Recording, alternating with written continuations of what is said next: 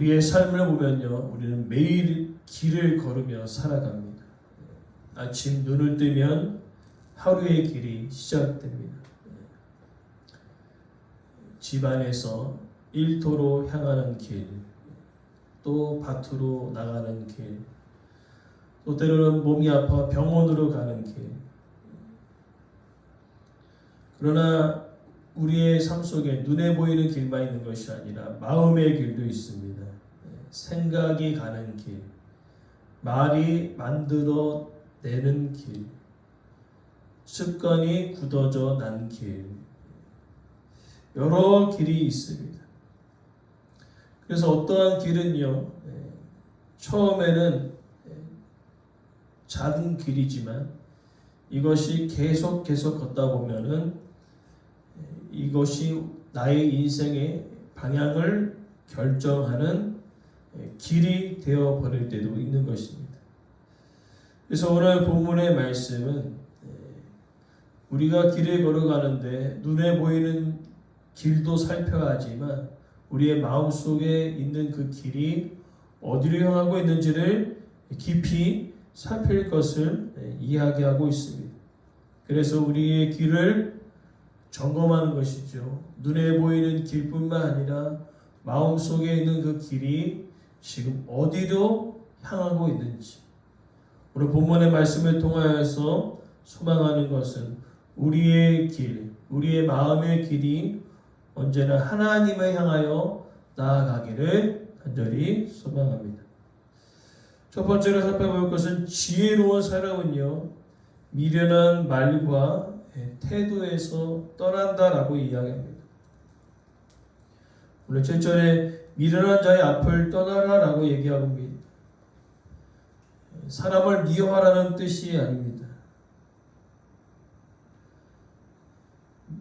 무시하라는 뜻도 아니고요. 왜냐하면 하나님은 원수까지 사랑하라 말씀하셨기 때문에 약한 사람을 돌보고 어려운 사람을 품고 서로 불쌍히 여기라 하였기 때문에. 그러면 이것은 무슨 말입니까? 사랑하는 것과 그 사람의 미련한 말과 태도에 끌려가는 것은 다르다라고 얘기하는 거죠. 그러니까 사람은 사랑해야 되는데 그 사람이 이야기하는 것들이 있지 않습니까? 죄를 부추기는 말들, 같이 길을 걸어가면서 한번 해봐.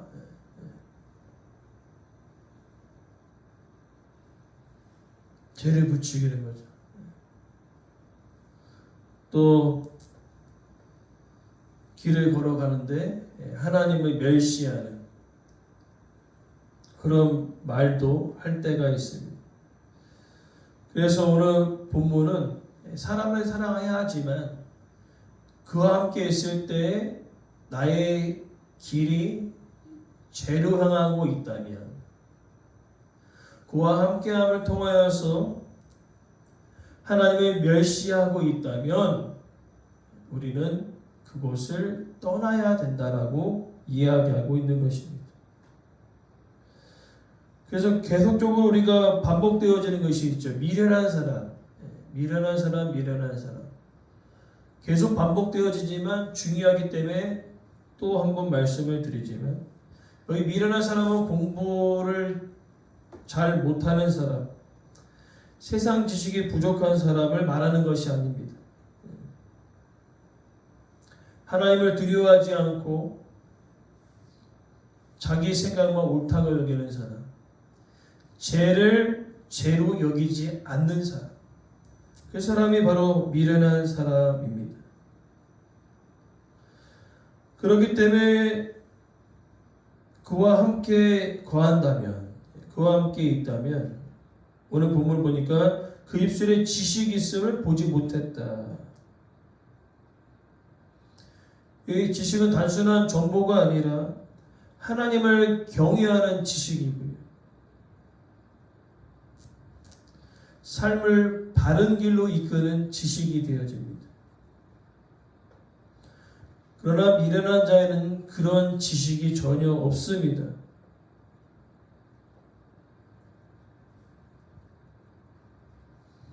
그 입에는 지식이 없다는 겁니다. 왜냐하면 자기가 가장 지혜로운 사람이기 때문에 남의 말을 전혀 듣지 않는 것이지. 그래서 그런 사람들이랑 같이 있으면 이제 어떻게 되어집니까?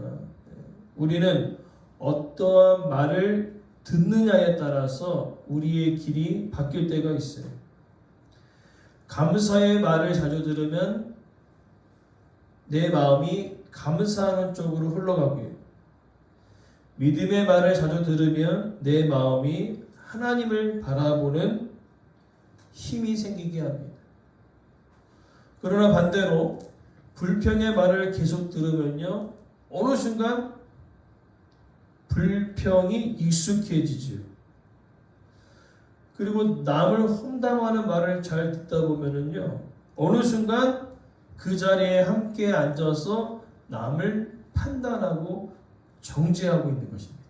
처음에는 아유 함부로 남의 이야기 해서 안 돼 하고 하다가 계속 듣다 보니까요, 어느 순간 나도 그 자리에서 다른 사람을 험담하고 있다는 것이죠. 그렇기 때문에 우리는요, 그러한 말을 계속 들을 때에 그쪽으로 마음이 쏠리기 때문에 오늘 본문은 그러한 사람의 자리에서 떠나라고 이야기하고 있는 것입니다.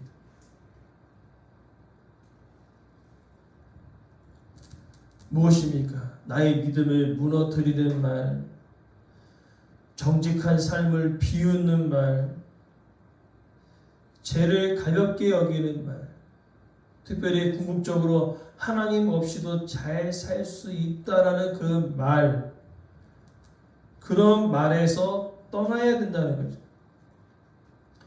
여기 떠남은 냉정함을 이야기하지 않습니다.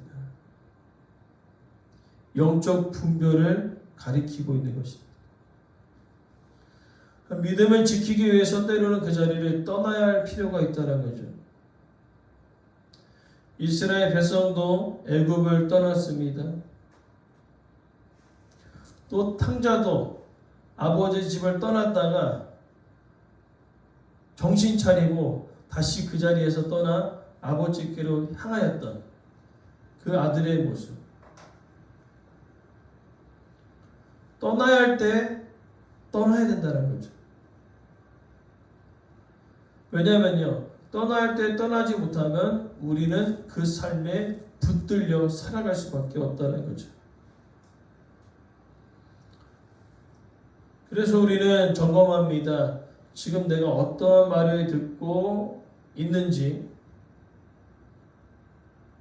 내가 함께 앉아있는 이 자리가 믿음을 세우는 자리인지 믿음을 떠나게 하는 자리인지를 우리는 분별해야 된다는 거죠. 그러면서 이어지는 내용은 지혜로운 사람은요, 자기의 길을 살핀다는 겁니다. 8절에 슬기로운 자의 지혜는 자기의 길을 안다라고 얘기하고 있습니다. 지혜로움은 남의 길을 잘 보는 게 아니라 남의 부족함을 잘 찾아내는 것이 아니라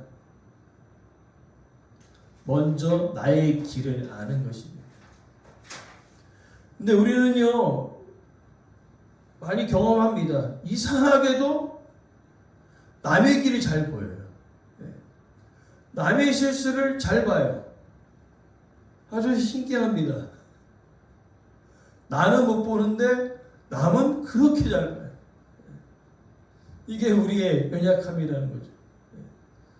남의 실수는 그렇게 잘 보지만 나는 절대 보지 못하는 이런 아이러니한 생각을 우리가 하고 있습니다. 그래서 예수님께서 이런 말씀을 하셨던 것 같아요. 마태복음 7장에 다른 사람의 키는 잘 보는데 내 눈에 있는 들보는 못 봐요.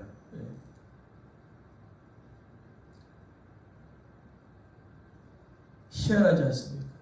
다른 사람의 키는 잘 보는데 들보는 더 크잖아요. 대들보 아닙니까? 근데 그거를 못 본다는 거죠.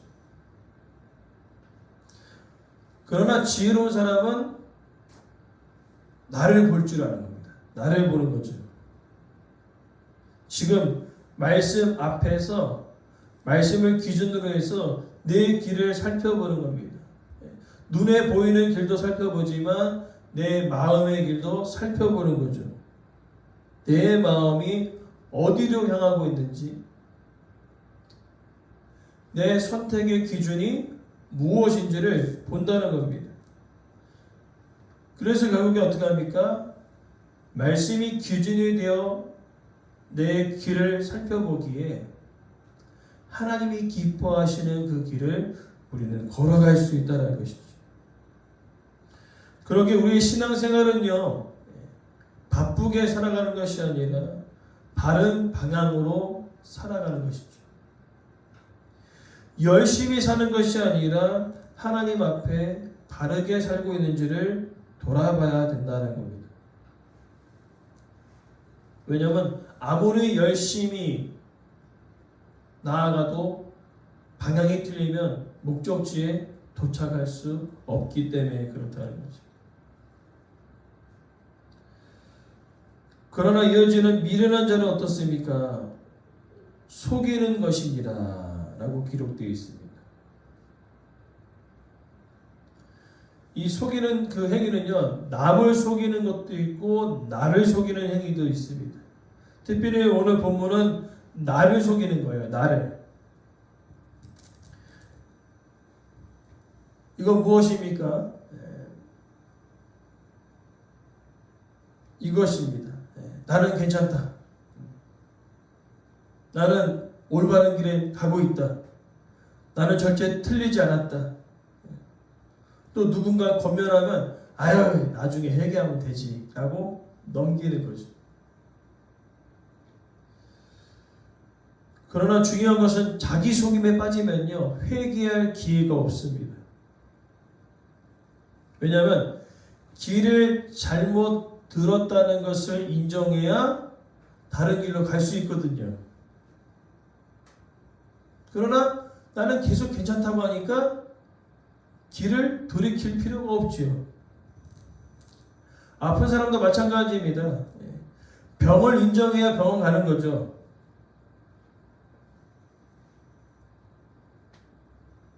아파서 죽겠는데 나는 괜찮다. 나는 괜찮다 하면 병원에 갈 필요가 없죠. 죄도 마찬가지죠.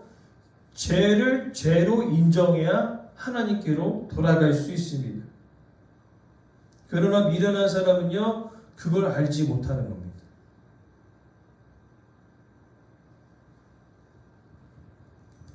모든 거죠.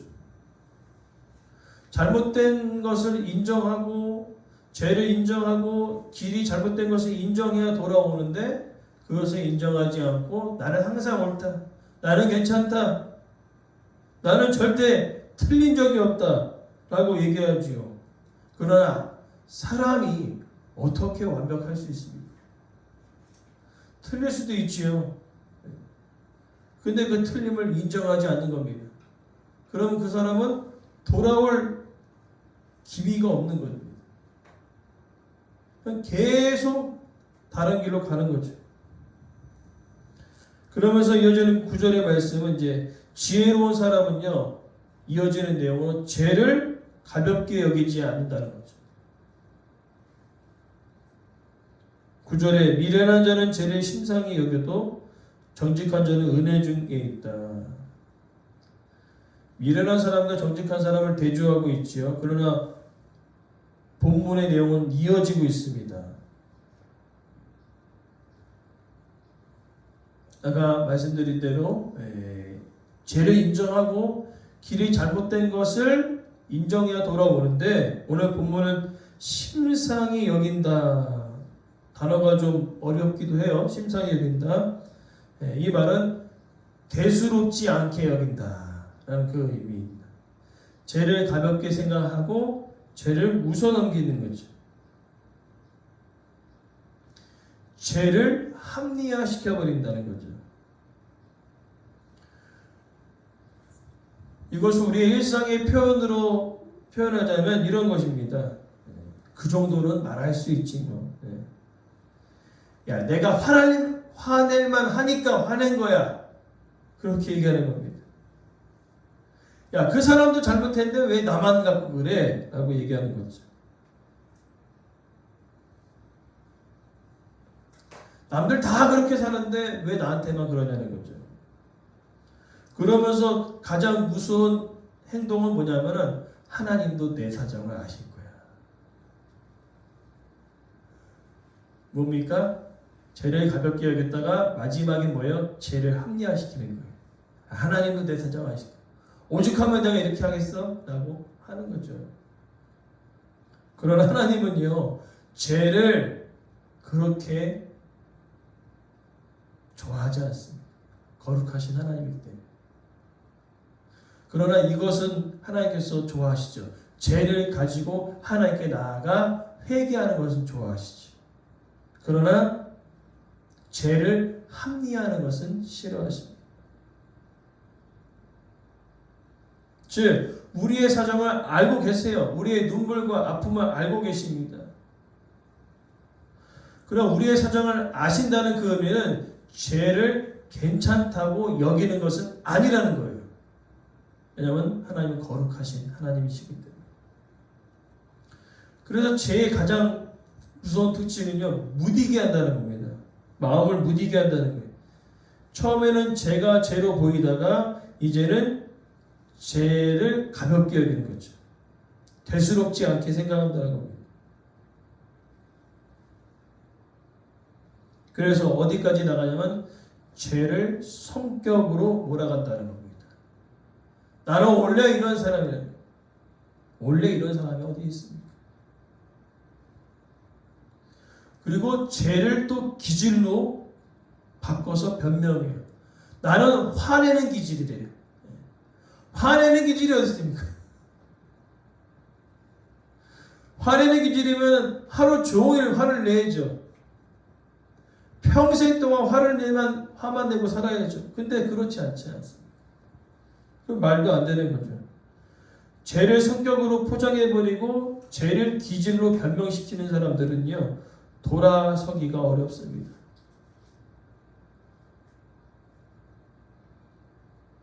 그러니까 가볍게 여기고 대수롭지 않게 생각하니까 그렇게 되어지는 거죠.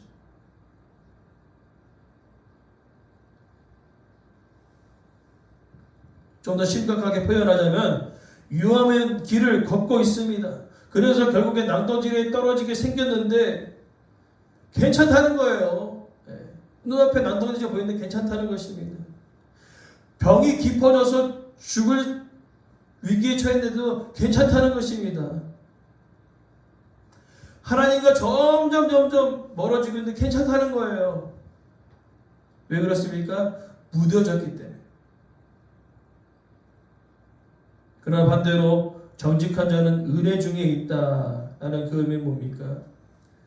죄를 죄로 여기고 죄를 숨기지 않고 잘못을 잘못으로 인정하고 하나님께 나아가 회개하는 거죠.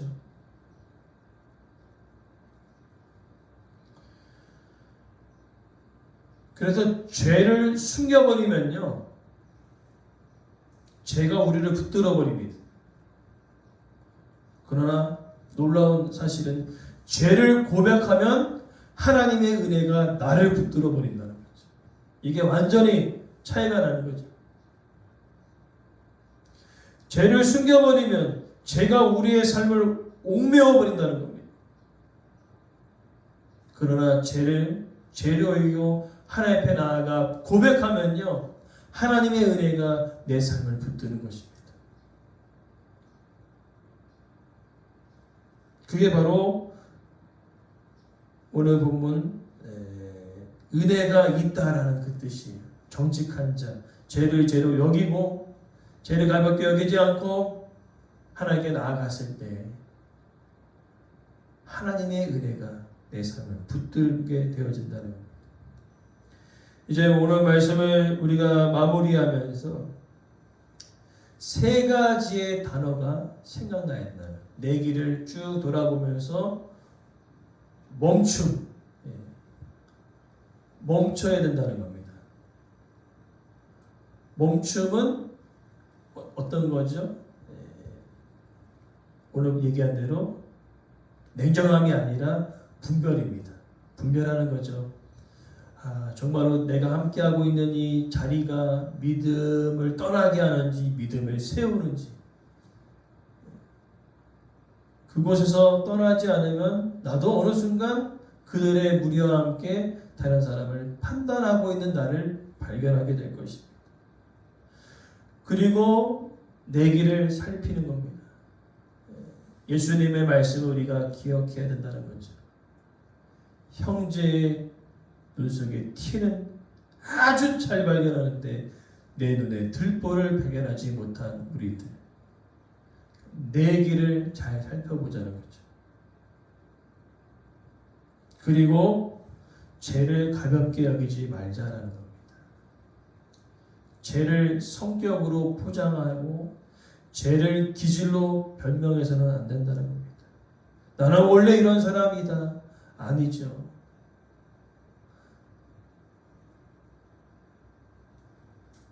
오늘 죄를 죄로 인정하고 나아갈 때